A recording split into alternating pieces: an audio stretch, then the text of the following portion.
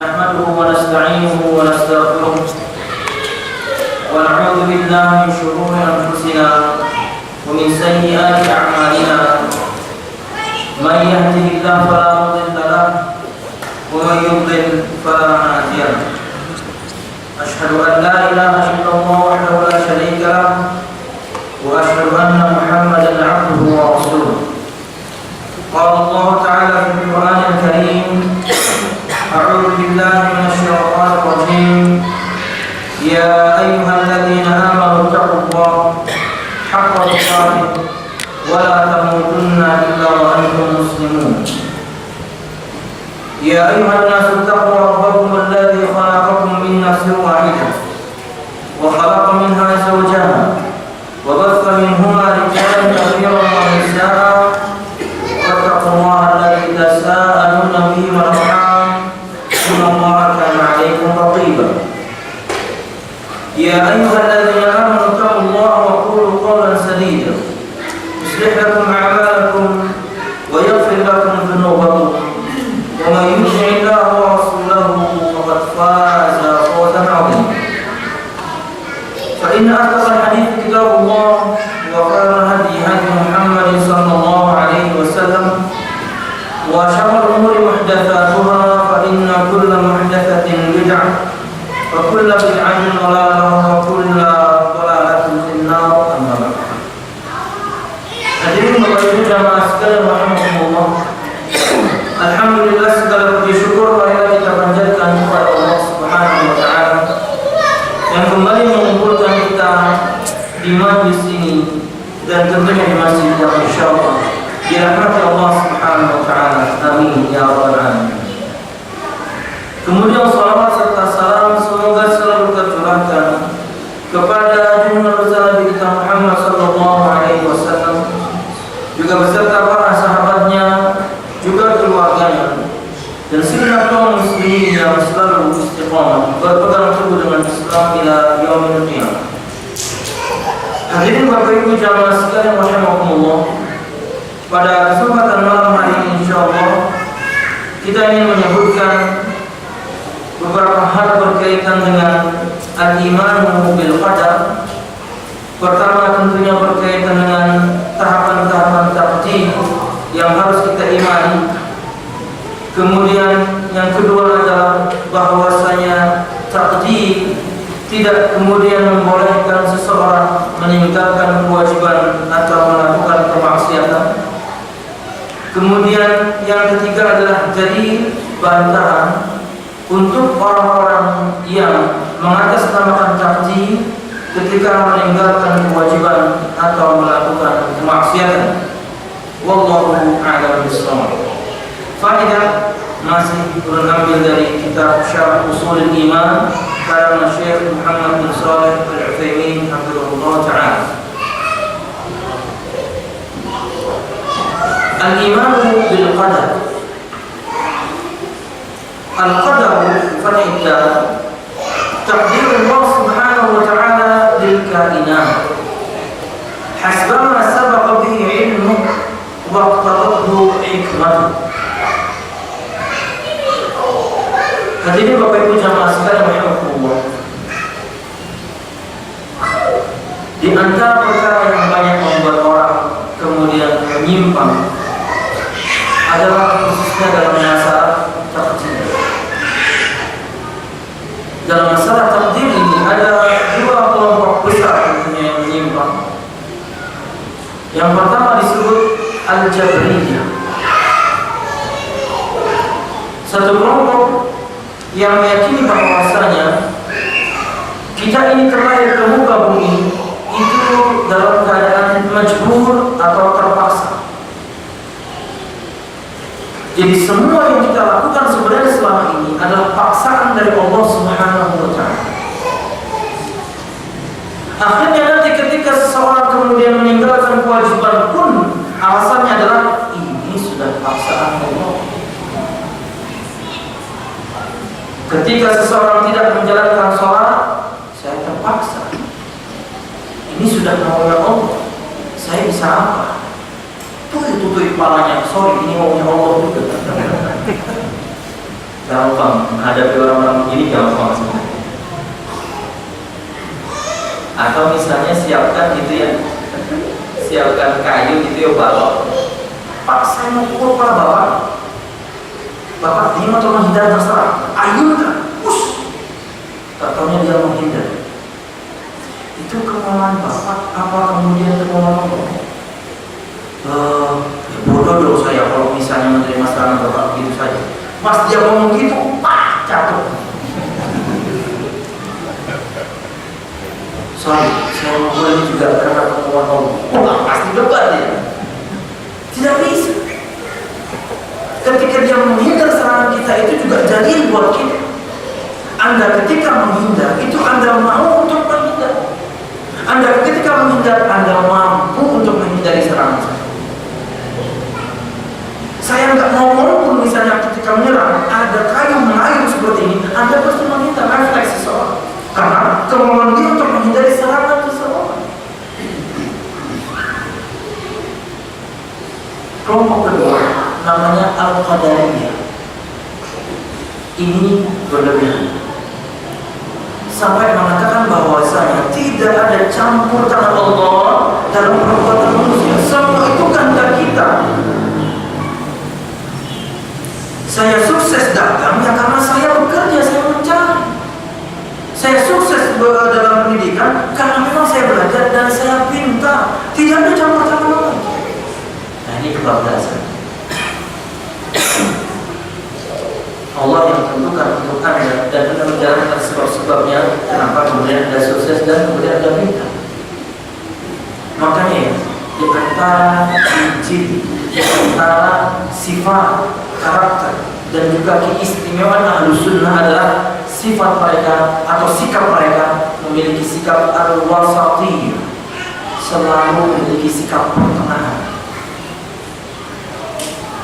Contoh dalam masalah menghadapi para pelaku dosa besar misalnya.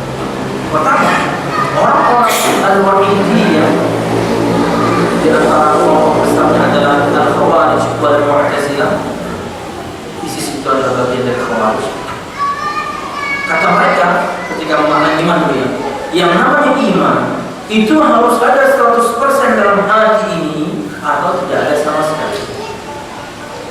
Akhirnya kata mereka, seseorang itu kalau misalnya satu kali saja melakukan dosa besar, itu keluar dari Islam, kemudian kekal di api neraka. Ini kebablasan ifrat dalam memahami, memaknai iman, dan nanti akan berimbas kepada cara bersikap kepada pelaku dosa besar. Contohnya enggak? Iman itu harus ada 100% atau tidak ada sama sekali. Ini tidak mungkin.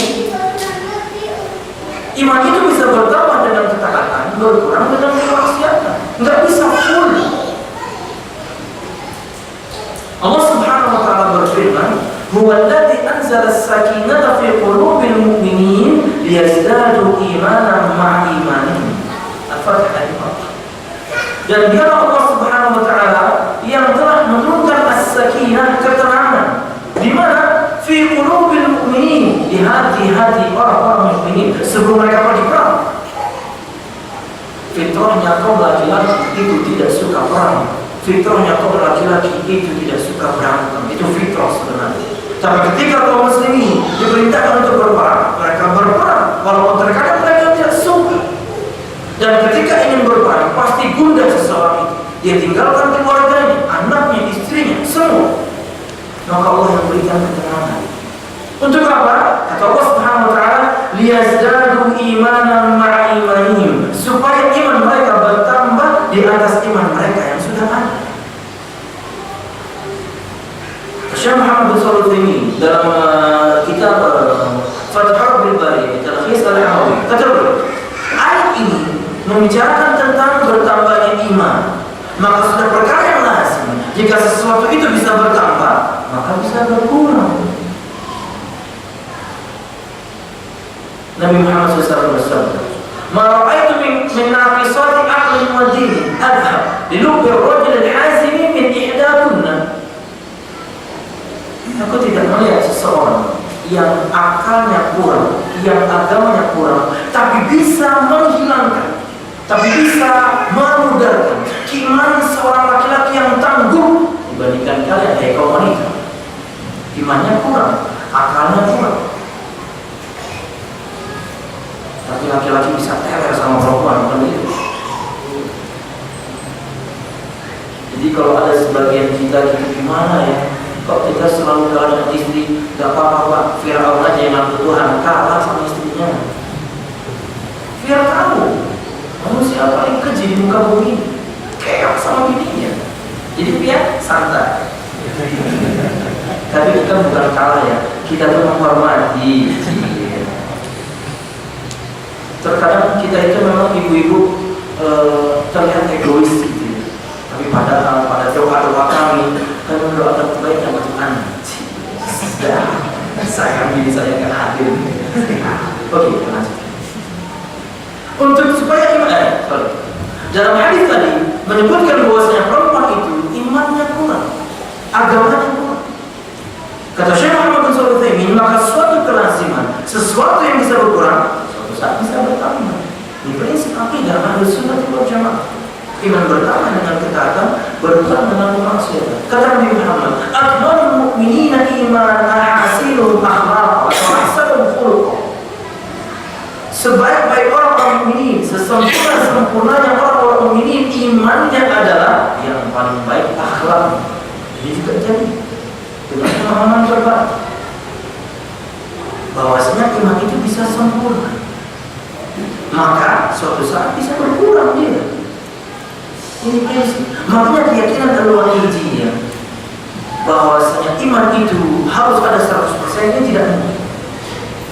Orang itu ada masanya di mana dia futur, kemalasan bisa datang, kemaksiatan bisa dia lakukan karena manusia.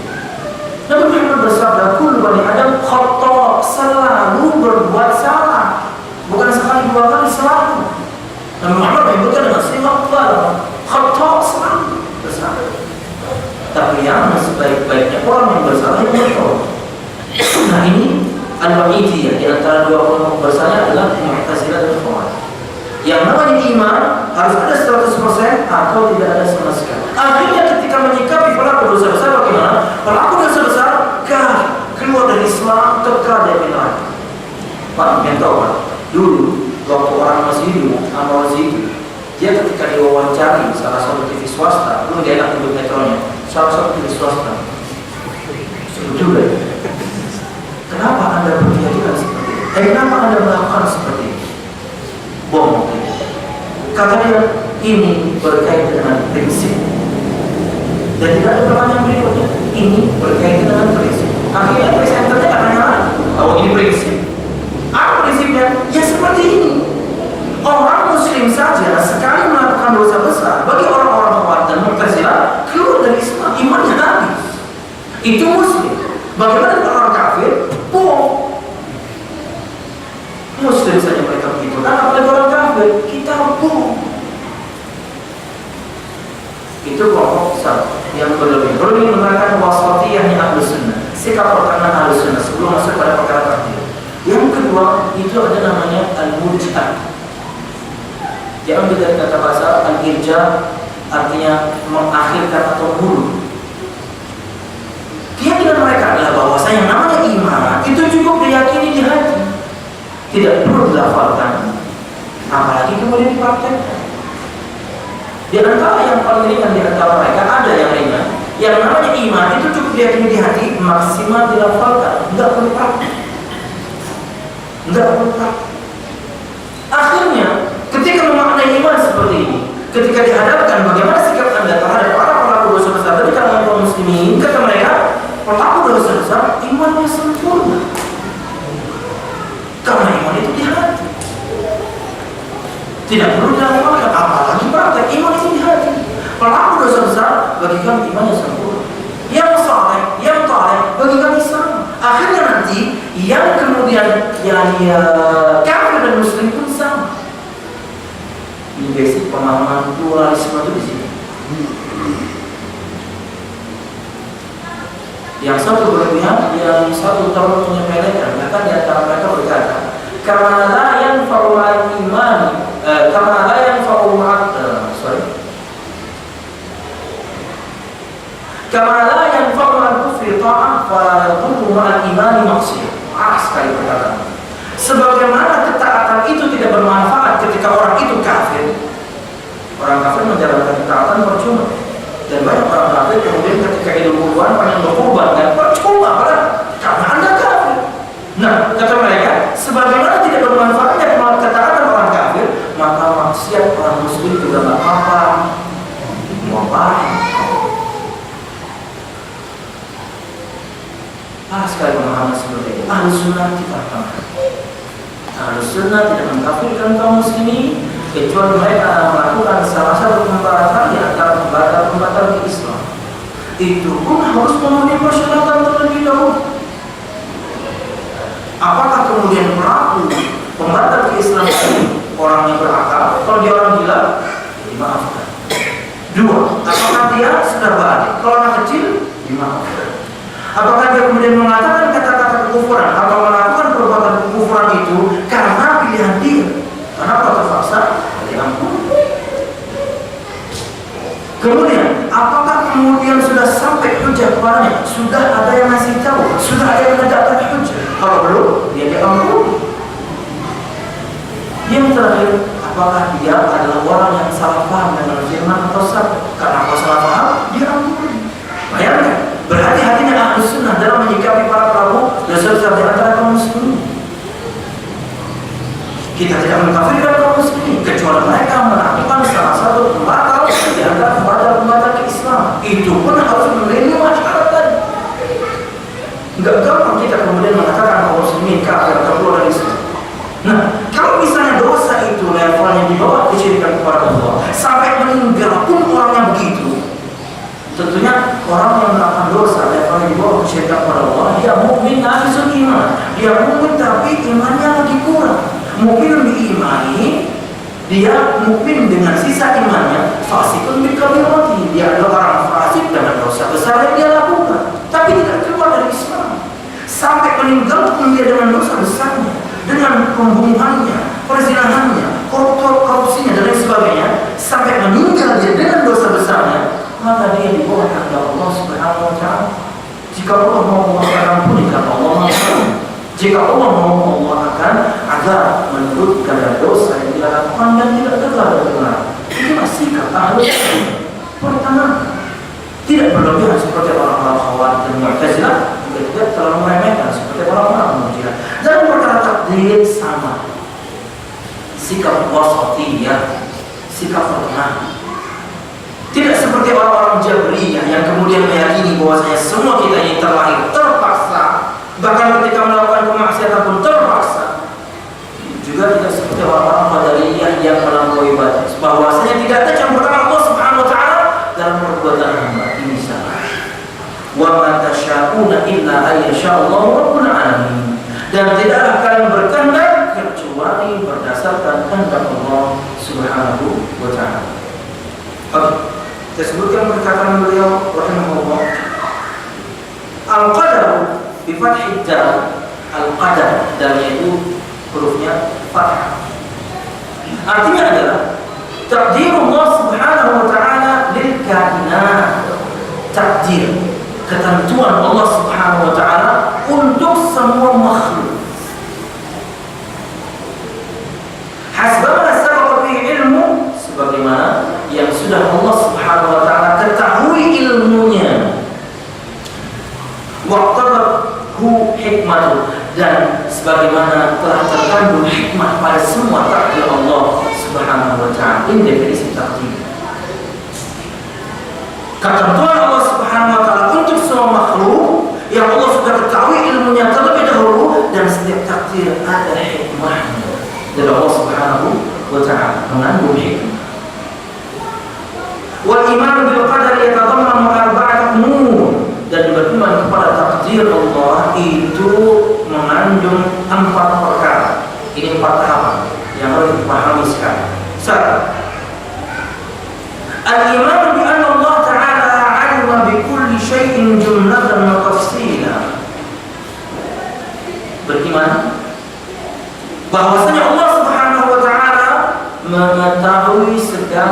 sesuatu, baik itu yang detail, yang mujmal dan global, ataupun yang detail. Azalan wa abad, dari dulu sampai selamanya. Sawa'un kana dzalika mimma yata'allaqu bi af'alihi aw bi af'ali ibad. Baik itu yang berkaitan dengan perbuatan Allah sendiri atau perbuatan hamba-Nya. Jadi tahapan pertama ini adalah al-ilm. Di antara 4 tahapan takdir pertama yang harus kita pahami adalah al-ilm. Artinya adalah kita mengimani bahwasanya Allah Subhanahu wa taala mengetahui semua takdir makhluknya, baik itu secara global ataupun detail. Takdir Allah ada yang azal dari pertama sampai terakhir. Ada juga yang kemudian Allah tetapkan ulang ketika janin berumur 120 hari. Kata Nabi Muhammad SAW, ketika janin berumur 120 hari, Allah Subhanahu wa taala kirimkan malaikat untuk menyiapkan ruh. Ketika itu kemudian dituliskanlah kembali perkataan. Kutiba rizquhu wa ajaluhu wa amaluhu wa syaqiyyun aw sa'id. Dituliskanlah kemudian rizkinya, amalnya, hidup matinya, surga atau nerakanya. Sudah Allah tuliskan ketika janin berumur 120 hari. Dan ada juga yang yaumi, ada yang harian. Makanya kan kita tahu bahwasanya disebut dalam sebuah riwayat Nabi Muhammad menceritakan bagaimana syaitan itu saling tumpuk satu sama lain dari bumi sampai ke langit Allah, ingin mencuri wahyu Allah Subhanahu wa taala. Karena Allah memiliki sifat al-mutakallim. Allah memiliki sifat al-mutakallim. Allah Maha berbicara, berfirman, dan Allah tidak berhenti karena kemudian Al-Quran sudah selesai. Allah SWT Allah akan menceritakan tentang hamba-hambanya. Kullu yawmin huwa fi sya'n. Setiap hari Allah punya urusan. Allah akan ceritakan fulan bin fulan besok begini, fulan bin fulan yang bagaimana begini. Itu berusaha dicuri oleh syaitan. Tentunya syaitan tidak mencuri firman Allah langsung. Pembicaraan antara malaikat Allah lah yang mereka akan curi, dan itu akan susah. Kenapa? Mereka saling tumpuk satu sama lain dari bumi ke langit Allah Subhanahu wa taala. Kata para ulama, ini susah. Ada cara yang lebih gampang. Apa itu? Mereka mencuri pembicaraan malaikat Allah yang ada di awan saja. Mereka ambil. Mereka kemudian kirimkan kepada dukun, para ramal, dan orang pintar. Padahal namanya saja ujungnya bodoh. Jangan sebutin namanya. Subhanallah, katanya sudah tobat ya. Saya syukur kalau sudah tobat. Tapi jangan kayak tobatnya bencong ya. Ada bencong mau tobat, saya mau tobat. Kata temannya, alhamdulillah mau jadi laki-laki tulen kan? Enggak usah pakai jilbab. Kayaknya mau jadi cowok pakai jilbab. Aduh, dasar bencong. Selanjutnya, ini masalah takdir aja bercanda ya. Serius Pak. Itu yang pertama. Yang kedua, di antara tahapan takdir, al-iman bi anna Allah kataba dzalika fil lawhil mahfuz. Ada faedah tentang lawhil mahfuz. Saya pernah terjemahkan di antara fatwa Syekh Muhammad bin Shalih Al-Munajjid, murid Syekh Shalih Al-Utsaimin. Nanti saya share yang pertama dengan saya di WhatsApp, akan dapat insyaallah. Yang kedua, al-iman bi anna Allah kataba dzalika fil lawhil mahfuz. Beriman bahwasanya Allah Subhanahu wa taala telah menuliskan semua takdir hamba-Nya fil lawhil mahfuz, di al-lawhul mahfuz. Berikut terjemahan dari fatwa Syekh Muhammad bin Shalih Al-Munajjid di islamqa.com. Islamqa macam Al-Lawh Mahfuz. Secara bahasa, Al-Lawh artinya semua lembaran yang lebar dari lembaran-lembaran kulit kayu. Itu Lawh. Berkata Al-Azhari, Al-lawh adalah lembaran dari lembaran kulit kayu atau kulit makhluk hidup apabila dituliskan di atasnya sesuatu. Lauh namanya. Walaupun dari kulit kayu atau kulit binatang yang kemudian di atasnya dituliskan sesuatu dengan dibakar biasanya. Juga makna yang lain, al-lawh adalah yang ditulis di atasnya sesuatu. Apapun itu yang ditulis di atasnya sesuatu itu namanya al-lawh. Dan al-lawhul mahfuz jika disebutkan dalam wahyu artinya adalah tempat penyimpanan atau gudang semua kehendak Allah Subhanahu wa taala. Rujukannya adalah Lisanul Hal Imam Ibn Mandur jilid 2 halaman 580 ini secara bahasa. Dan berkata Al-Hafidz Imam Ibnu Katsir rahimahullah, Lauhul Mahfuz tempatnya di langit paling tinggi, terjaga dari penambahan atau pengurangan dan perubahan dan juga penggantian makna ataupun lafaz.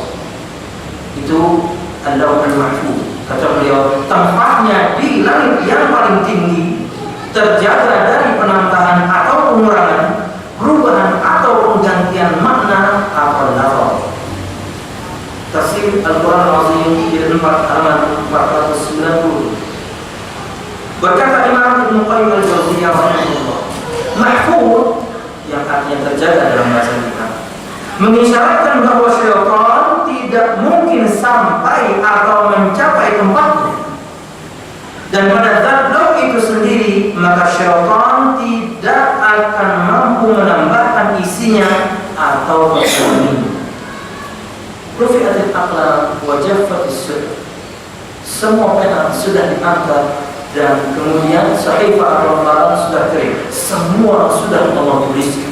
Rezeki kita, jodoh kita, hidup kita, mati kita, surga neraka kita sudah Allah tuliskan semua.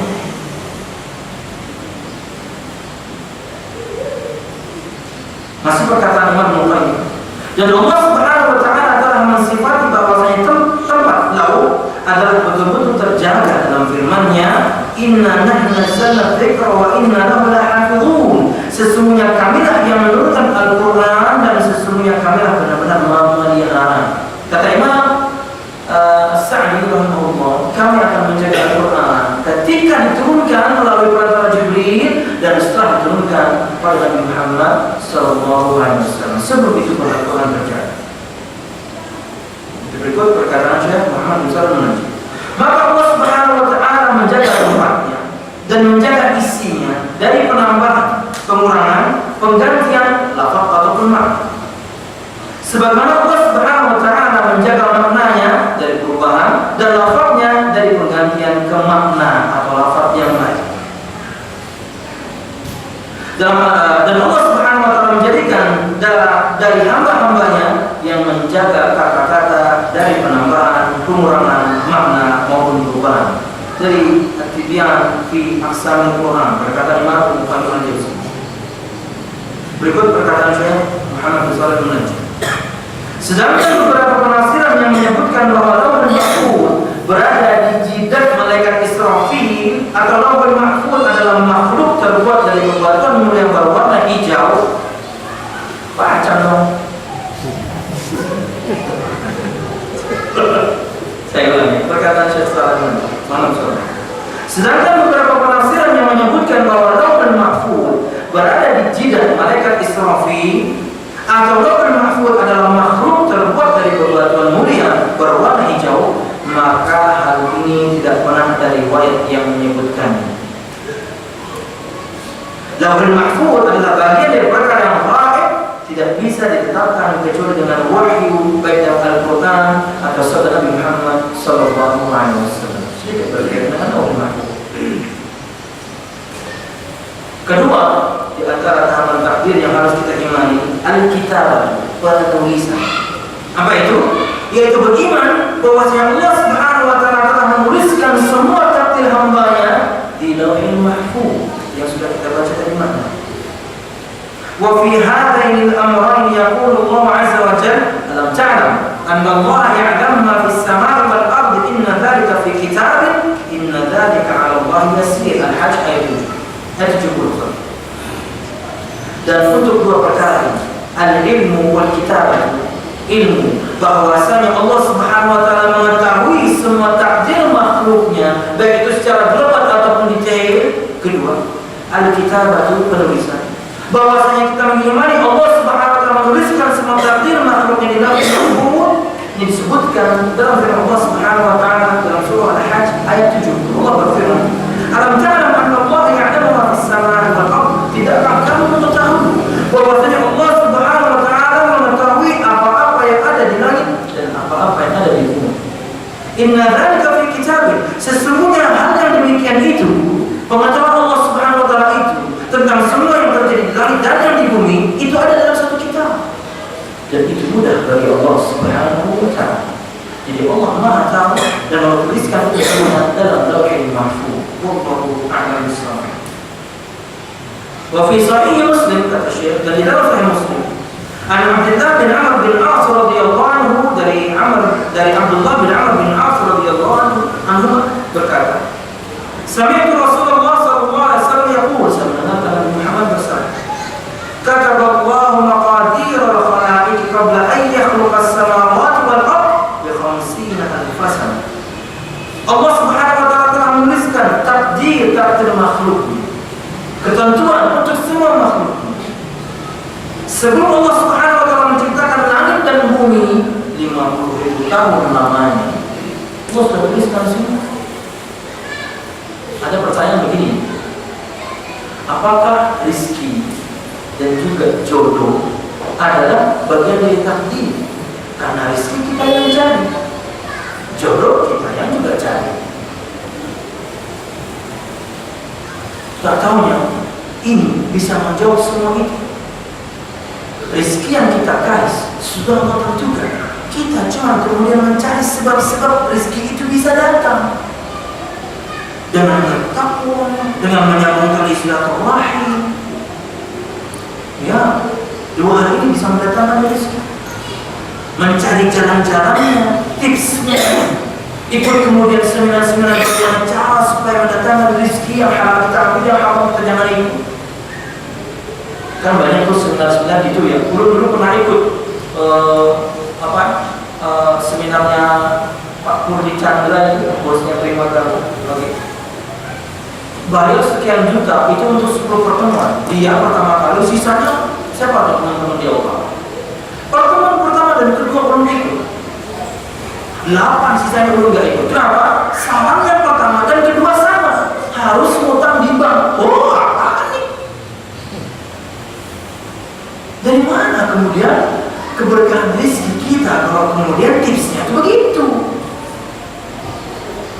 Harus berani menunjuk 1 miliar, 2 miliar. Semakin banyak utang kita, semakin sukses kita. Sukses dari Hongkong, Singapura, dan Spanyol. Kalau bisa ngomong dari Hongkong doang ya, saya dari negara yang lain. Sukses dari mana? Subhanallah. Orang kalau sudah makan harta barang itu seperti orang yang kerasukan syaitan dan tidak sadar lagi. Semua akan dia sabut. Padahal tugas kita berkaitan dengan rezeki cuma 2, cari yang halal, 2 dengan cara yang halal. Selesai. Banyak dan sedikit sudah urusan Allah. 50,000 tahun Allah sudah tuliskan. Ada orang yang Allah amanati banyak, mampu dia memang. Ada Allah yang amanati sedikit, karena Allah tahu dia orang tak mampu. Kalau dikasih lebih mungkin dia kubur sama saya. Tugas kita cuma 2, cari dengan cara yang halal, cari yang halal dengan cara yang halal. Sudah. Karena itu akan kita makan, Pak, akan kita makankan ke anak dan istri, Pak. Sangat berpengaruh kepada doa yang kita panjatkan. Kenapa selama ini mungkin doa kita tidak Allah kabulkan? Proses apa yang masuk ke tubuh ini, apa yang masuk ke badan ini, apa yang kita makan, apa yang kita makankan ke anak dan istri. Wajar kalau misalnya yang masuk ini pakaian yang kita pakai, minuman yang kita minum, makanan yang kita makan, gizi yang kemudian mengisi tubuh kita ini dihasilkan dari Allah. Fakta istajabah. Bagaimana doa orang mau diterima? Introspeksi, kenapa terkadang doa kita kita mungkin tidak diterima Allah. Jangan-jangan selama ini harta kita bercampur dengan yang tidak benar. Kembali kepada hadis. Kata Nabi Muhammad SAW, Allah telah menakdirkan, Allah telah menuliskan takdir semua makhluknya sebelum Allah menciptakan langit dan bumi 50.000 tahun lamanya. Subhanallah. Sudah Allah tuliskan semua. Jadi kita bahas rezeki sama jodoh. Jadi rezeki yang kita dapatkan, jodoh yang juga sudah kita dapatkan, Allah sudah tentukan semua. Dan jangan kemudian beranggapan bahwasanya ketika kita memohon sesuatu, berarti kita memohon sesuatu yang belum Allah tuliskan. Sama itu.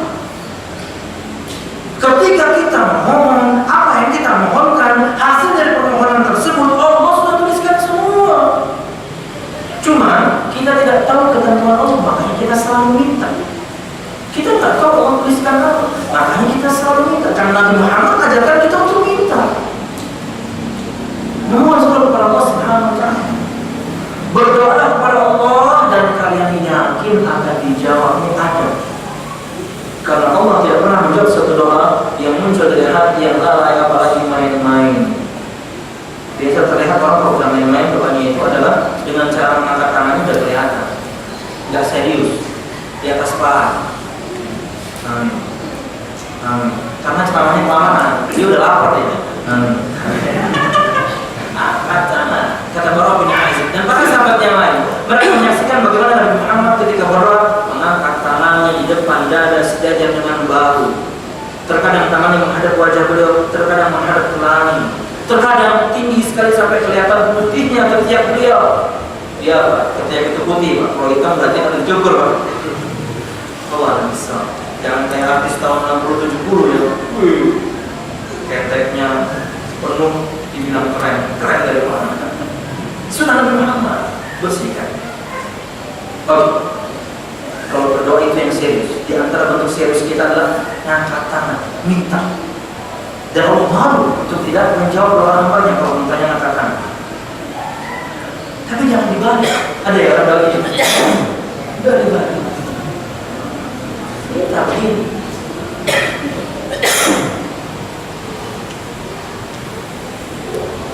Tiga, tahapan takdir yang ketiga. Al-iman bi anna jami'al kainat la takunu illa bi masyiatillahi ta'ala. Iman yang ketiga ini adalah al-masyiah, keinginan. Pertama tadi ilmu, kedua al-kitabah, penulisan. Yang ketiga ini al-masyiah, keinginan. Artinya adalah beriman bahwasanya semua makhluk Allah Subhanahu wa Ta'ala tidak terjadi kecuali berdasarkan kehendak Allah Subhanahu wa Ta'ala. Allah berfirman, "Wa rabbuka yakhluqu ma yasha' wa yakhtar." Surah Al-Qasas ayat 60. Dan Tuhan Allah Subhanahu wa Ta'ala menciptakan apa-apa yang Allah kehendaki dan Allah yang memilihnya. Terserah Allah Subhanahu wa Ta'ala. Dalam surah Ibrahim ayat 27, wa yaf'alu Allahu ma yasha', dan Allah melakukan apapun yang Allah mau. Terserah Allah Subhanahu wa Ta'ala.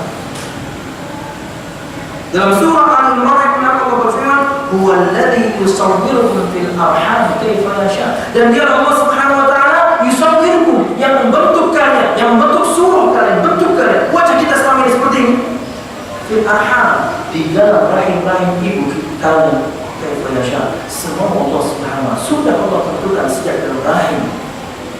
Ada yang ganteng, ada yang tidak, ada yang cantik, ada yang tidak.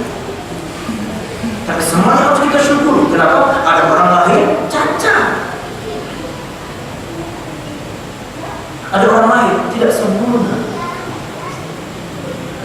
Kata Nabi, kata disebutkan dalam sebuah saya, likuli sakitin laqitu, semua yang jatuh pasti ada yang nabi. Sejelek apapun kita, yang naksir ada Pak, santai aja. Sama juga buat ibu-ibu. Kalau misalnya nggak pede dengan wajah, ingat yang naksir itu ada, santai. Allah ciptakan kita berpasang-pasangan.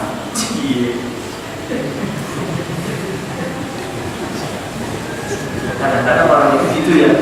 Aduh, nggak ada yang mau sama saya. Beberapa kali ikhwan kemudian mau hebat, mau cancel semua, nanti ada waktunya. Ada yang akan khilaf. Kalau ini pasti ada jodohnya maksudnya, santai. Karena Allah ciptakan kita sempurna sudah syukur. Ada orang yang cacat, ada orang yang tidak sempurna. Sabar. Orang sabar akan mendapatkan pahala. Dia bisa berbulan-bulan atau bertahun-tahun, nggak apa-apa, santai. Kalau nggak mau santai karena sudah nikah. Ada yang belum nikah di sini? Banyak ya. Hari gini belum nikah. Nah, saja biasa. Nikah itu nikmatnya cuma 1%, Pak. Nikah itu nikmatnya cuma 1%.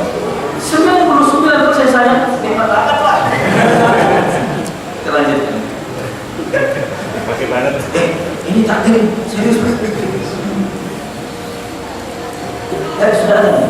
Kata dulu. Boleh kata dulu harus kita lanjutkan. Oh belum? Tiga menit lagi.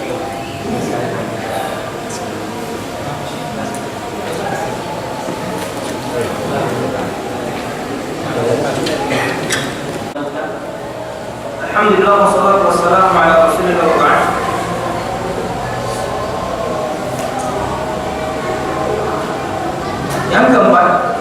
Yang keempat al-khalqu atau penciptaan. Artinya adalah al-iman bi anna jami'al kainat makhluqatun lillahi ta'ala bi dzawatiha wa sifatiha wa harakatiha. Tahapan takdir yang keempat yang harus kita imani adalah beriman bahwasanya semua makhluk itu betul-betul ciptaan Allah Subhanahu wa taala. Zatnya, sifatnya, bahkan sampai gerakannya adalah ciptaan Allah Subhanahu wa taala. Allah Subhanahu wa taala berfirman, "Allahu khaliqu kulli syai'in wa huwa 'ala kulli syai'in wakil." Allah pencipta segala sesuatu dan Dia Maha memelihara akan segala sesuatu. Az-Zumar ayat 60. Kemudian dalam surah Al-Furqan ayat 2 Allah berfirman, "Wa khalaqa kulla syai'in faqaddarahu taqdira." Dan Allah Subhanahu wa taala menciptakan segala sesuatu dan mentakdirkan takdirnya, menentukan takaran khusus masing-masing. Kemudian dalam surah As-Saffat ayat 96 Allah berfirman, "Wallahu khalaqakum wa ma ta'malun." Dan Dia Allah Subhanahu wa taala yang menciptakan kalian dan apa-apa yang kalian lakukan. Ini prinsip. Sampai gerakan seorang hamba adalah ciptaan Allah Subhanahu wa taala. Berikut masuk pada poin berikutnya. Wal iman bil qadri ala ma wasafna la yunafi an yakuna lil 'abdi masyi'atun fi af'alihi ikhtiyariyah wa qudrah 'alayha li'anna asy-syar'a wal waqi'a dalilani 'ala itsbat dzalika. Beriman pada takdir seperti yang kita terangkan tadi, 4 tahapan takdir. Pertama, al-ilmu, keyakinan bahwasanya Allah Subhanahu wa taala mengetahui semua yang ada di langit dan di bumi, jumlatan wa tafsilan, di global ataupun detail. 2, al-kitab. Beriman bahwasanya Allah Subhanahu wa taala telah menuliskan semua takdir makhluknya ini di Lauhul Mahfuz dan itu mudah bagi Allah Subhanahu wa taala. 3, beriman berkaitan dengan al-masyiah atau keinginan, bahwasanya segala sesuatu itu berdasarkan kehendak Allah Subhanahu wa taala, bahkan sampai wajah kita ini Allah bentuk semua Allah di dalam rahim ibu kita. 4, al-khalqu atau penciptaan. Artinya beriman bahwasanya semua diciptakan Allah, bahkan sampai zatnya, sifatnya dan juga sampai gerakan yang diciptakan Allah Subhanahu wa taala. Allah yang menciptakan kalian dan apa-apa yang kalian lakukan. Kata bagaimana pada takdir seperti yang kita sifati tadi, 4 hal tadi. La yunafi an yakuna lil 'abdi masyi'ah. Ini tidak menafikan bahwasanya seorang hamba itu punya keinginan. Fi af'alihi ikhtiyari wa qudrah, dan juga bukan berarti seorang hamba itu tidak memiliki kemampuan dalam perbuatan yang dia bisa memilih sebenarnya. Allah berfirman dalam surah An-Naba ayat 39, "Faman syaa'a ittakhadha ila rabbih ma'aba." Barang siapa yang menginginkan, barang siapa yang mau, dia mengambil jalan kepada Tuhannya sebagai tempat kembali. Perhatikan, faman syaa'a, barang siapa yang mau. Allah yang menyebutkan bahwasanya kita sebagai seorang hamba punya kemauan. 4 tahapan takdir tadi bukan berarti kemudian menafikan kita nggak punya keinginan. Kita punya keinginan, kita punya kemauan, kita bahkan punya kemampuan. Allah berfirman terkait yang lain, berkaitan dengan bahwasanya istri bagaikan ladang dalam surah Al-Baqarah. Fa'tu harfakum anna syi'tum. Datangilah harfakum, garaplah harfakum, ladang kalian. Maksudnya datangi istri kalian. Anna syi'tum, semau kalian. Bukti kita punya kemauan. Mau bagaimanapun mendatangi istri terserah, kecuali hindari larangan Nabi Muhammad SAW. Jangan mendatangi ketika dia haid, jangan mendatangi kemudian di bagian tubuhnya, dan jangan kemudian seperti binatang. Macam-macam larangan Nabi Muhammad. Sisanya terserah, karena kita punya kemauan.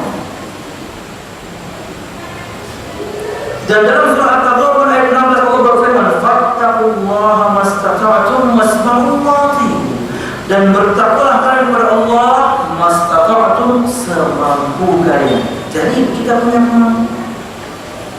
Dengan kemauan dan kemampuan ini kita memilih untuk taat kepada Allah Subhanahu wa taala. Kita menjalankan ketaatan ini pilihan. Dan semua ini di bawah kehendak Allah Subhanahu wa taala. Makanya ketika kita menyebutkan di awal, orang tidak bisa kemudian beralasan dengan takdir ketika meninggalkan kewajiban atau melakukan kemaksiatan, karena kita basicnya punya pilihan. Kita punya kemampuan. Saya pilih untuk taat, saya mampu untuk taat. Allah berfirman ketika seseorang sudah sampai kepada hujjah, "Faman syaa'a falyu'min wa man syaa'a falyakfur." Yang mau beriman monggo, yang mau kufur silakan. Maka kalian punya keinginan, kalian punya kemampuan. Dua-duanya digunakan untuk menjalankan ketaatan kepada Allah Subhanahu wa taala. Kata beliau rahimahullah, "Wal iman bil qadari ala ma wasafna la yamna'u al-'abd hujjah ala ma taraka min al-wajibat aw fi'lin min al-ma'asi." Berikutnya, bahwasanya iman kepada takdir seperti yang kita bahas tadi, al-ilmu wal kitabatu wal masyiatu wal qalb. Pertama, bahwasanya 4 tahapan takdir ini tidak menafikan kita punya kemauan. Allah firmankan kita punya kemauan. 4 tahapan takdir ini bukan berarti kemudian menafikan kita tidak punya kemampuan. Allah firmankan kita punya kemampuan. Berikutnya, 4 tahapan takdir tadi bukan berarti kemudian membolehkan seorang hamba berhujjah dengan takdir kapan? Ketika meninggalkan kewajiban atau melakukan kemaksiatan. Bantahannya sebagai berikut. Allah Subhanahu wa taala berfirman, ini bantahan untuk orang-orang yang beralasan dengan takdir ketika meninggalkan kewajiban atau melakukan kemaksiatan. Saya enggak sholat, ya sudah karena Allah takdirkan. Saya mencuri, ya karena sudah Allah takdirkan. Wah, tendang kepalanya. Sorry, takdir mas. Enak aja bermaksiat takdir. Perhatikan bantahan. Itu pilihan Anda. Anda mau untuk melakukan kemaksiatan, Anda mampu untuk melakukan kemaksiatan. Contoh mudah dari akal sebenarnya. Takdir Allah, disebut oleh Syekh sini. Takdir Allah, ketentuan Allah untuk semua makhluknya itu adalah sirrun maktub, rahasia yang terkunci, rahasia yang sangat tersembunyi. Takdir Allah Subhanahu wa taala. Tidak ada hambanya yang dekat sekalipun tahu isi apa yang sudah Allah tulis. Tidak malaikat Jibril, tidak Nabi Muhammad. Malaikat yang didekatkan saja tidak seperti itu. Dia tidak tahu takdir Allah Subhanahu wa taala. Artinya takdir Allah, ketentuan Allah untuk semua makhluknya, kita manusia, itu adalah sirrun maktub, rahasia yang terkunci. Betul-betul terkunci. Lain kalau kita akan punya rahasia tapi nggak terkunci. Saya cerita ini cuma sama kamu ya. tolong rahasiakan. Iya, cerita rahasia. Yang kita ceritakan ini, dia ngomong yang sama tapi ke orang lain. Ini rahasia, saya cuma ngomong sama kamu. Semua ngomong begitu, satu kampung tahu akhirnya. Tapi rahasia, tapi gak terkunci. Rahasia yang semua orang tahu. Jam-jam dia tahu nggak itu Pak Joko? Emang kenapa? Dia kan suaminya Bu Joko. Bang, rahasianya di mana? Joko. Jangan kita Joko.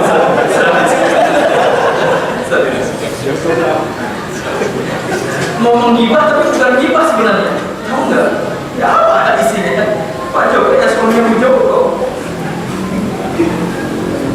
Kan gitu ya, kalau di sini yang ada di sinetron tuh kadang-kadang bisa kehidupan nyata juga. Ibu-ibu itu ngerumpinya ketika beli sayur. Itu kasihan loh sebenarnya paman sayur. Dia ingin dagang, dia ingin jualan, tapi dengerin aib satu kampung. Ibu ini cerita aib pulang, ibu ini cerita aib pulang. Aduh, siapa yang jualan kok dengerin aib orang? Oh, dia kemudian, bisa nih, saya harus pindah akhirnya ke kampung sebelah. Iya, pindah ke kampung sebelah. Tukang sayur ini. Saya mohon maaf ya, tukang sayur ini cuma fiksi saja. Sekarang saja. Kasihan kan orang, kasihan dengan tukang sayur. Kebanyakan, kata Nabi Muhammad, kebanyakan sebab, paling banyak sebab yang menjerumuskan orang ke neraka Allah ya dosa besar. Kadang-kadang kita hanya saja menggunjing orang.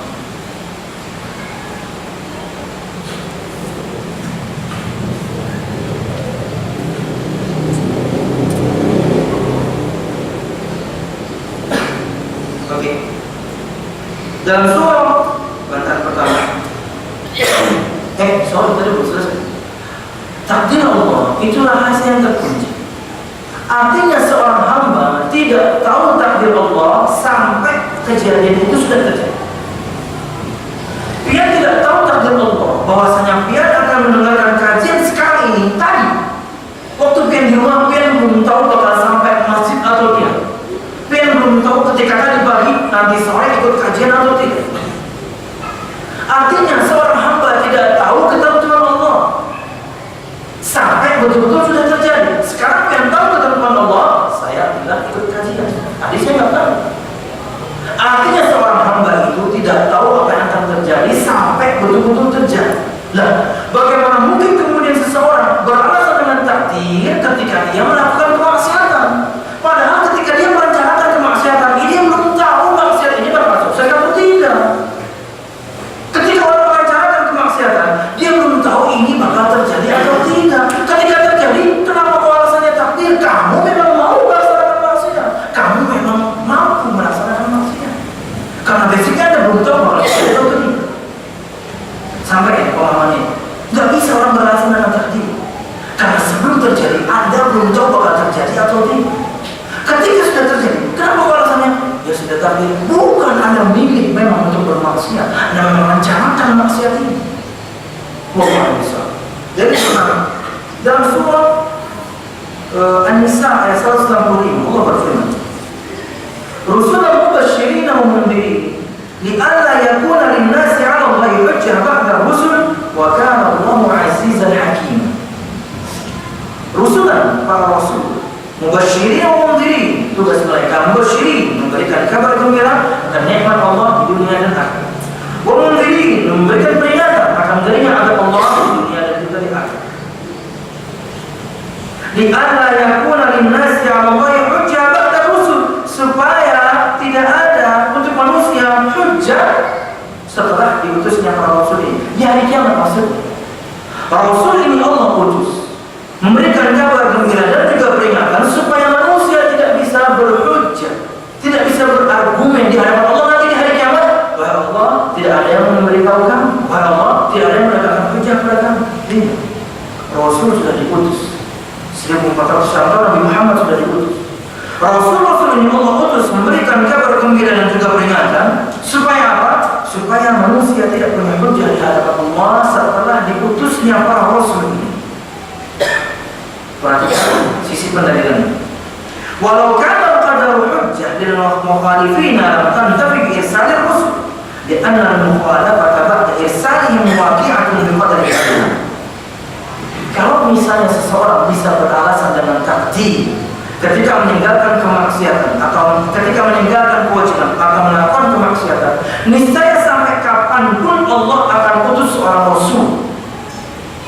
Kenapa? Karena tujuan diutusnya seorang Rasul diantaranya memberikan kabar gembira akan nikmat dunia akhirat dan juga memberikan peringatan akan dirinya azab dunia dan akhirat.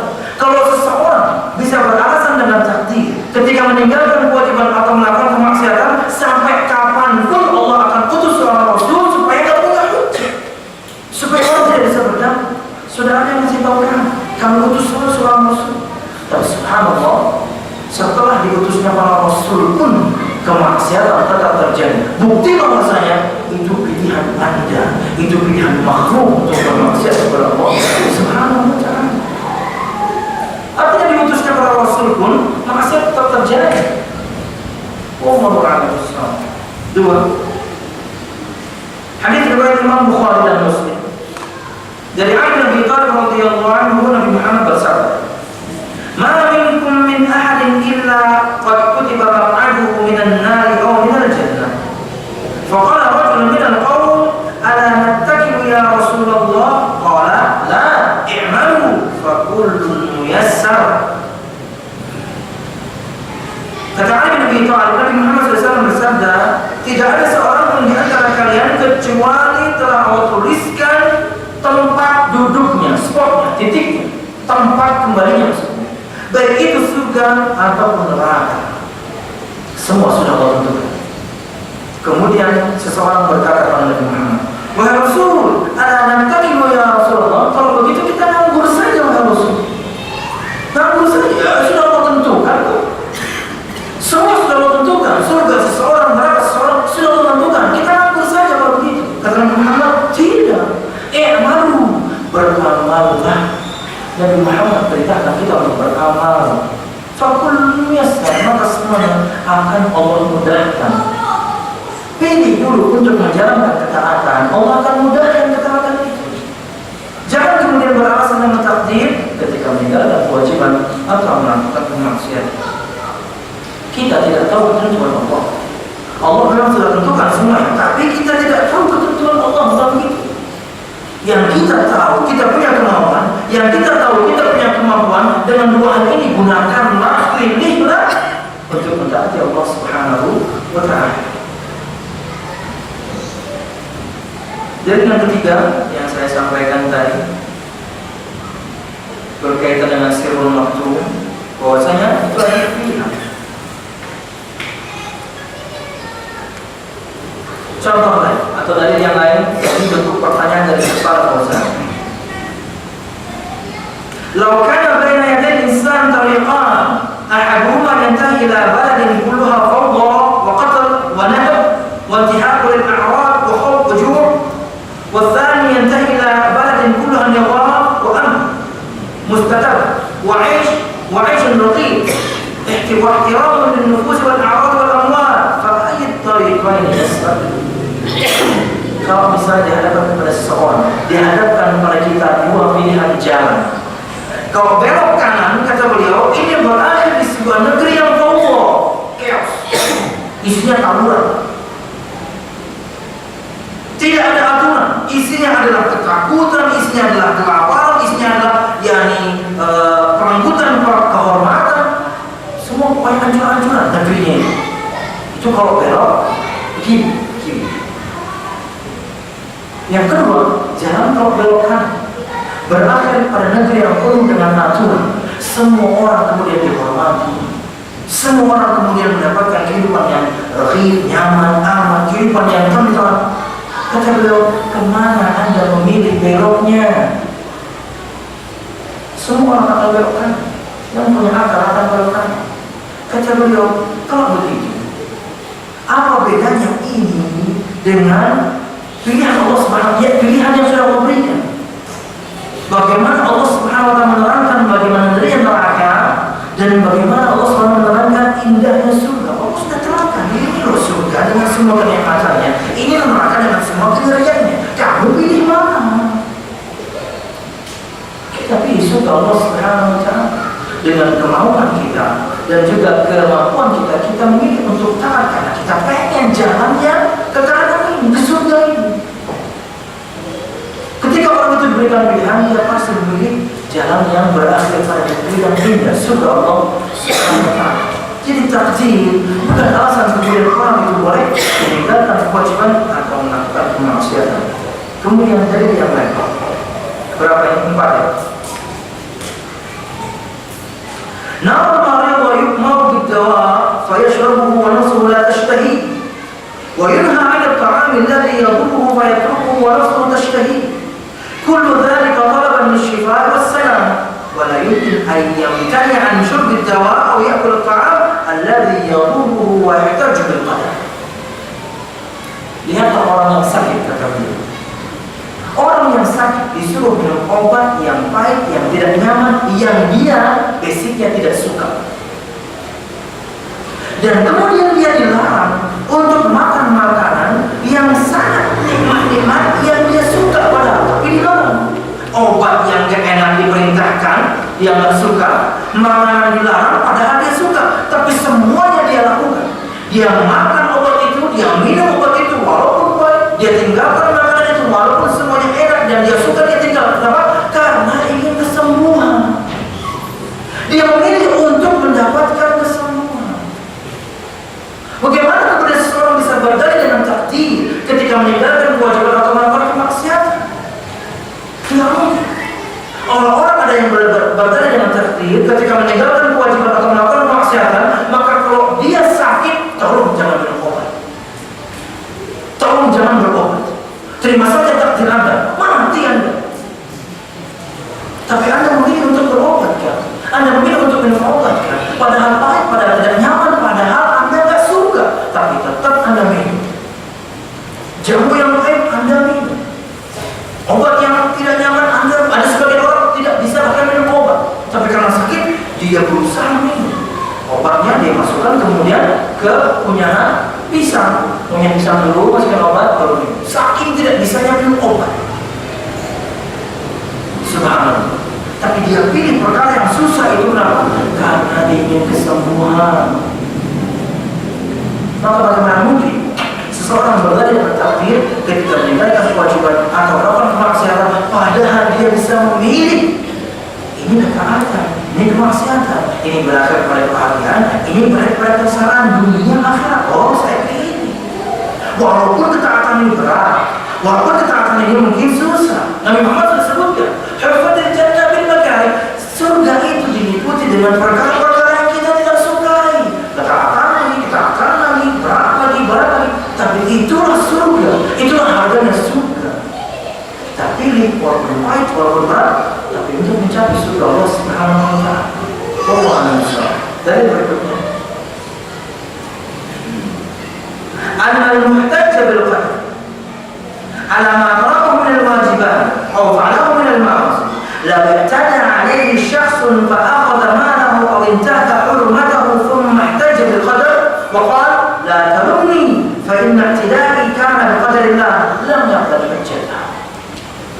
Dari kata juga orang kalau misalnya beralasan dengan takdir ketika dia meninggalkan kewajiban atau melakukan kemaksiatan, kemudian ada seseorang yang merenggut kehormatan anaknya, ada seseorang yang merenggut kehormatan istrinya, ada seseorang yang mencuri hartanya, ketika tertangkap masuk kemudian ke pengadilan, kemudian penjahatnya mengatakan, kamu jangan celah saya renggut kehormatan anakmu, saya renggut kehormatan istrimu, saya curi hartamu, itu karena takdir Allah. Apakah orang ini akan menerima yang alasan penjahat orang ini?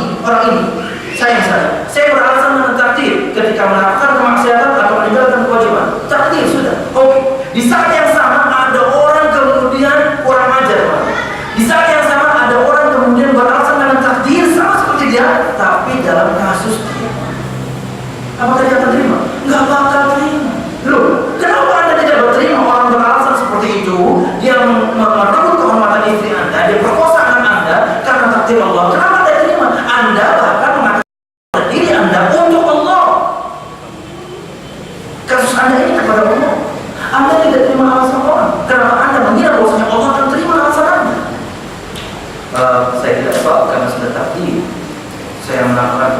karena sudah takdir. Contohnya ada orang perkosa anak dia, alasannya juga takdir. Kenapa dia tidak terima? Padahal dia melakukan kemaksiatan pada Allah Subhanahu wa Ta'ala. Dari berikut. Wa idza kana Amirul Mukminin Umar bin Khattab radhiyallahu anhu rufi'a ilayhi sariqun istahaqqa al-qatl. Fa'amara biqatlihi faqala ma hadani ya Amirul Mukminin fa innama saraqtu bi qadarillah. Faqala Umar wa nahnu innama naqtu bi qadarillah. Disebutkan dalam sebuah riwayat dari Syekh Muhammad bin Shalih ini bahwasanya diangkat sebuah kasus pada Umar bin Khattab, seorang pencuri yang sudah memenuhi persyaratan untuk dipotong tangannya. Kemudian penjahat ini mengatakan, pencuri ini mengatakan, "Mahdan ya Amirul Mukminin." Pelan-pelan, santai dulu wahai Amirul Mukminin. Innama saraqtu bi qadarillah. Sesungguhnya saya mencuri ini karena takdir Allah. Umar bin Khattab mengatakan, dan kami potong tangan kamu juga karena takdir Allah. Banyak ngomong aja. Mungkin bahasa kita begini. Kita banyak ngomong. Kamu nyuri karena takdir, kami potong juga karena takdir. Simpel. Allah Al-Islam. Umar bin Khattab. Cerdas.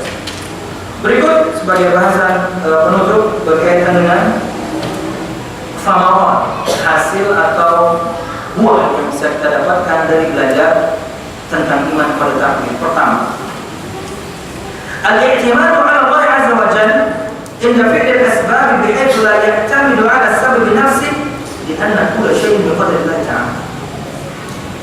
Selalu bersandar kepada Allah Subhanahu wa Ta'ala ketika melakukan sebab-sebab terjadinya takdir. Serahkan kepada Allah Subhanahu wa Ta'ala. Tapi kita lakukan sebab. Sebab diampuni Allah atas dosa-dosa kita minta ampun, maksiatnya kita tinggalkan. Laksanakan sebabnya supaya Allah ampuni. Orang belajar takdir, ketika contohnya dalam mengais rezeki pun, dia akan bertawakal. Dia kasih rezeki Allah, dia cari rezeki Allah. Orangnya jualannya sama, dagangannya sama, berdampingan dia di pasar sana, sama-sama jual sayur, sama-sama jual air, semuanya dapat tuh. Kenapa? Karena semuanya mencari. Karena semuanya mencari. Allah kasih. Jadi kata Nabi Muhammad SAW, Inna ruhal qudus nabata fi rawi anna an-nasa lan tamuta hatta tastakbira rizquhum fattaqullah wa ajmilu bil talab. Sesungguhnya Ruhul Qudus Jibril meniupkan wahyu Allah ke dalam hatiku. Ya, di antara bentuk datangnya wahyu, pertama bisa Nabi Muhammad terima langsung, dua bisa Nabi Muhammad terima via perantara Jibril, tiga bisa lewat mimpi, empat bisa Allah tiupkan langsung dari Nabi Muhammad wahyu Allah Subhanahu wa Ta'ala via Jibril. Ini salah satu di antara. Dan yang paling ringan di antara semuanya adalah datangnya Jibril dalam sosok seorang laki-laki. Itu wahyu yang paling ringan yang dihadapi Nabi Muhammad SAW. Sisanya berat, Sallallahu alaihi wasallam. Orang-orang musyrikan kan dulu mereka mengatakan, kenapa kemudian Allah Subhanahu wa Ta'ala mengutus seorang Rasul untuk ini manusia, bukan malaikat? Allah bantah, kalau penduduk dunia ini semuanya malaikat, maka Rasulnya malaikat. Karena penduduknya adalah manusia, kami utus jenis kalian sebagai Rasul, yaitu manusia, yang mengerti bagaimana perasaan kalian, karena dia sama-sama manusia. Itu pun benar untuk Nabi Muhammad. Nabi Muhammad sampai sakit 40 hari ketika pertama kali mendapatkan wahyu. Orang yang fisiknya 100 kali laki-laki standar sakit karena begitu dahsyat wahyu itu datang pada Nabi Muhammad SAW. Wallahu a'lam bishawab. Al-i'timadu 'ala Allah inda fi'l al-asbab bihaythu la ya'tamidu 'ala as-sabab bi nafsihi. Orang ketika belajar takdir, di antara buahnya dia selalu bersandar kepada Allah Subhanahu wa Ta'ala ketika melakukan semua sebab. Di antaranya sebab datangnya rezeki juga. Dia berusaha, sisanya dia bertawakal. Yang tadi disebutkannya, yang dagangannya sama saja, Allah kasih rezeki. Berdampingan, Allah kasih rezeki, apalagi jaraknya ada jauh. Jual pulsa, tapi ada jauh. Atau sama-sama jual bensin, tapi ada jauh. Allah kasih semua, karena semuanya mencari. Apalagi dagangannya unik. Di sini ada cappuccino cincau, ada. Sama-sama jual cappuccino cincau. Lihat coba, bikin produk baru, cappuccino jengkol. Nggak tahu saya laku atau tidak, nggak tahu. Yang penting unik dulu. Nggak sama orang-orang. Habis beli semua orang yang jelek. Cappuccino campur jengkol. Iya.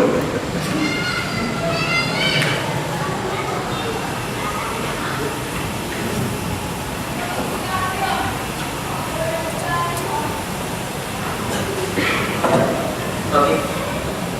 Kedua, alla ya'jab al-mar'u bi nafsihi inda husuli muradi, li'anna husula ni'mati min Allah bima qaddarahu min asbab al-khair wan najah, wa i'jabi bi nafsihi yunsihi syukra hadhihi. Dua, di antara faedah yang bisa kita ambil ketika kita belajar masalah takjil ini, supaya seseorang tidak takjub pada dirinya sendiri, tidak rujuk, tidak bangga dengan diri sendiri. Tahu juga ya, penyakit yang biasa dialami oleh orang-orang yang suka dugem. Bukan, ujuk itu bangga sama diri sendiri. Ini saya pintar karena saya memang belajar. Saya sukses karena memang saya pintar datang. Tidak ada campur tangan Allah Subhanahu wa Ta'ala.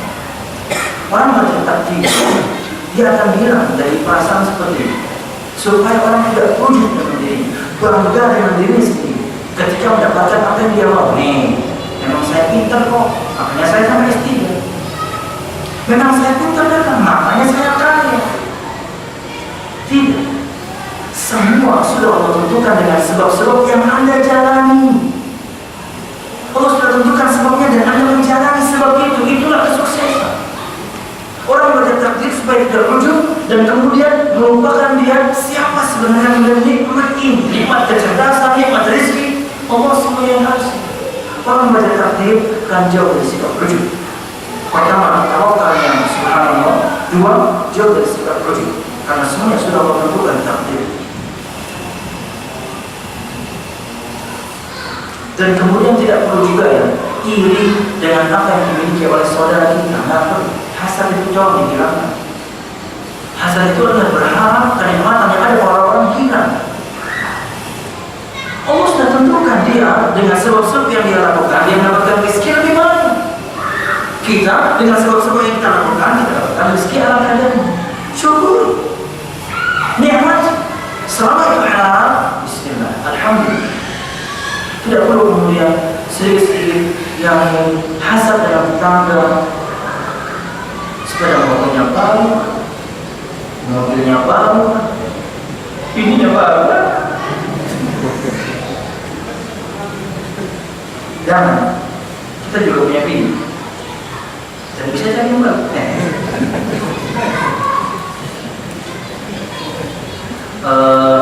Saya sebutkan di awal ya, laki-laki itu tidak suka perangan, itu fitrah. Bukan berarti kita mengingkari syariat jihad. Perempuan tidak suka dimadu, itu fitrah. Bukan berarti dia tidak suka dengan syariat. Ini fitrah manusia. Jadi tolong membedakan antara fitrah dan memang benci akan syariat, itu beda. Dan cara memakai madu asli itu bawa ke rumah, Pak. Ada orang yang katanya memakai madu asli itu kalau diletakkan di freezer dan dia tidak berbau, itu madu asli. Ah, mitos itu.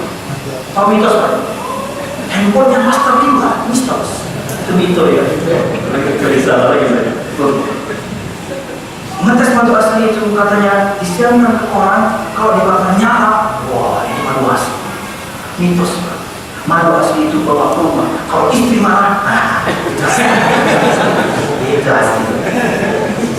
Itu cara mengetes madu ini.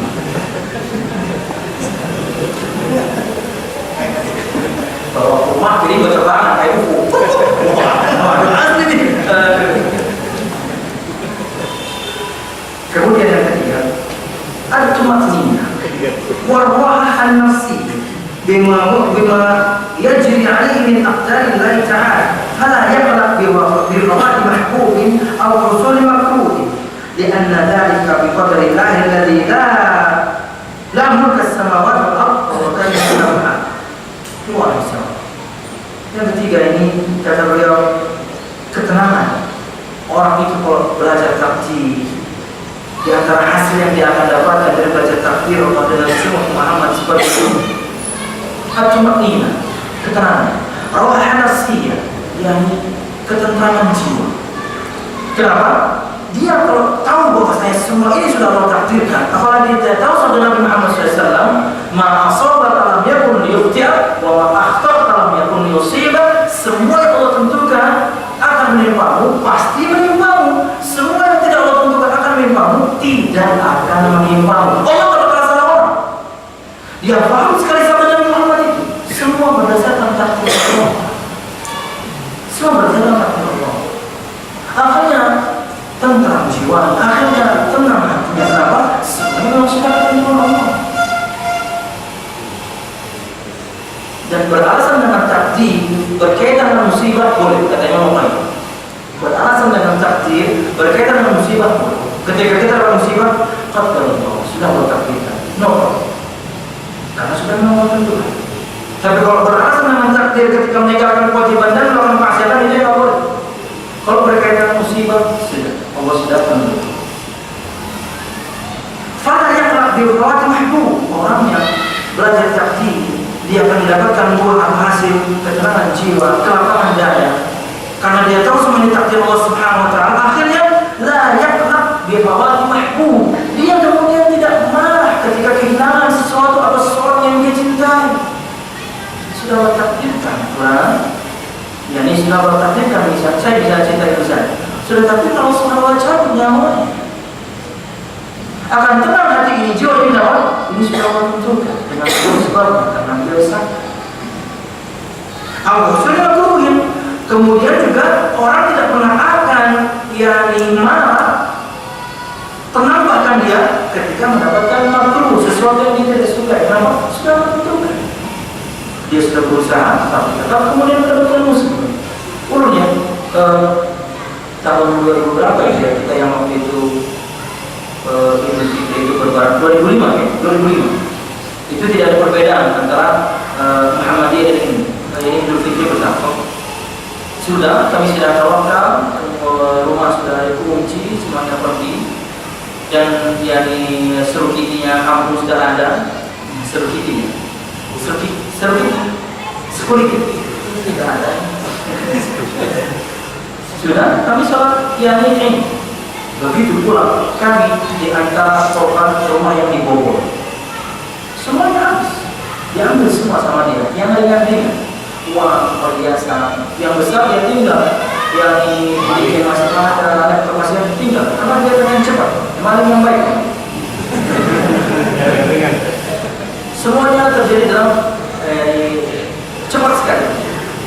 Ini musibah. Karena itu yakni ujian yang intinya sebenarnya kali itu adalah ketika istri lu punya nangis, istri yang orang tua juga, karena sudah nabung pengen beli mobil waktu itu, siap habis lebaran beli mobil, habis semua. Oke. Ulun juga waktu itu baru awal dagang, lagi selusurnya nabung, habis semua. Kemudian kali itu datang apa? Yakni Aci, ulun yang Aci, bibi. Dia yang menawarkan. Nah, bagaimana? Gimana kalau kita ke orang pintar pulang? Gimana kalau kita ke dukun pulang? Buat apa sih? Supaya ketahuan di sebenarnya. Oh, ini inti ujian dari Allah Subhanahu wa taala. Keimanan kami. Karena kalau kami iakan, iman kami sudah terjual. Harta hilang bisa dicari. Tapi iman terjual susah mengembalikan. Ulun sadarkan waktu kala itu yang apa mama dan istri juga ulun bawa ke kami. Ini inti ujian, apa tawaran aja. Kenapa? Iman kita diuji sama Allah. Kalau kita iakan, kita puas, kemudian kita tahu siapa pelakunya, puas kita, ketahuan, mungkin ditangkap dia. Tapi iman kita sudah percaya sama dulu paranormal, dan kita sudah tahu janji Nabi Muhammad SAW. Allah ini bahaya. Nah, inti ujiannya kita harus paham. Nah, orang kalau bercerita semua sudah tertentukan. Karena kami sudah bertawakal.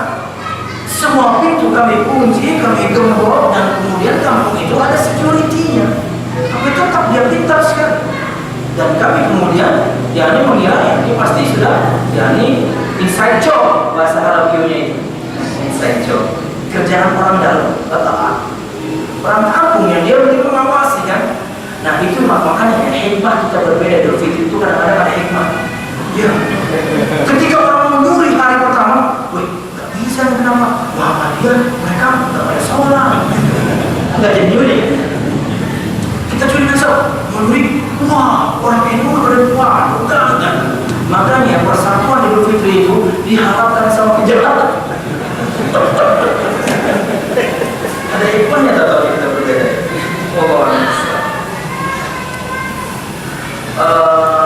Oke, 3 faedah dan ada 2 kelompok yang sudah disebutkan tadi. Allah Ta'ala itu mungkin yang bisa disampaikan berkaitan dengan iman kepada takdir Allah Subhanahu Wa Taala dan 4 tahapannya, dan juga berkaitan bahwasanya 4 tahapan takdir itu bukan jadi bahwasanya menafikan semua keinginan dan kemampuan kita, dan juga bukan jadi bahwa seorang bisa bekerja dengan takdir ketika meninggalkan kewajiban atau melakukan kemaksiatan.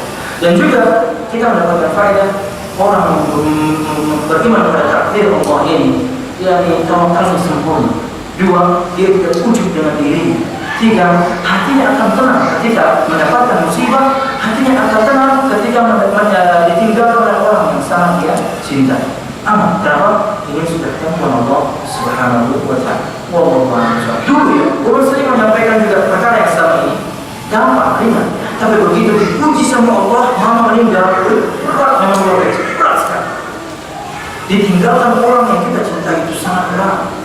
Tapi kalau kita kembalikan, masyarakat kita Allah. Akhirnya kita meredam, menangis saja, manusiawi menangis, tapi tidak berdamai.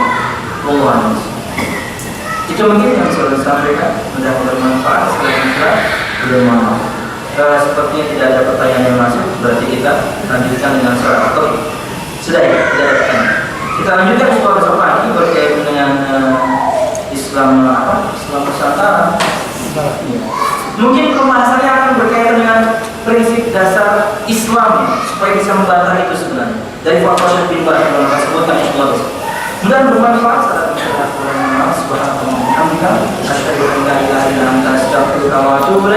Assalamualaikum warahmatullahi wabarakatuh.